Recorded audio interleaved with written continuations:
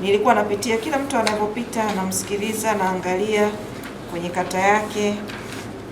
Unakuta kwamba kuna vitu vingi ambavyo sisi vinatufikia lakini nyie hamvisemi.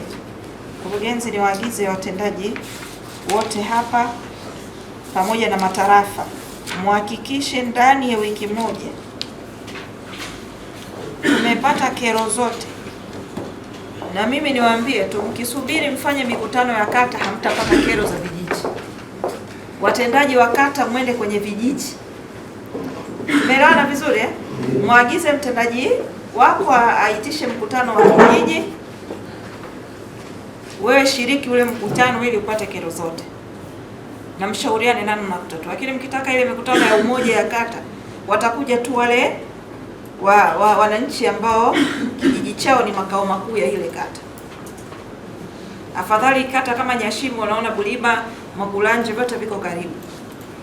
Lakini tukisema Malili, ukifanyia Malili mtu atoke mwa Mgoba, atoke Kidiniga aje pale, uongo. Mtu atoke kule Ngunga sijui na hili ndani kule kuja pale kwenye mkutano Malili, huo ni uongo. Kwa hiyo hakikisheni mnaenda kwenye kila kijiji kusikiliza kero zao.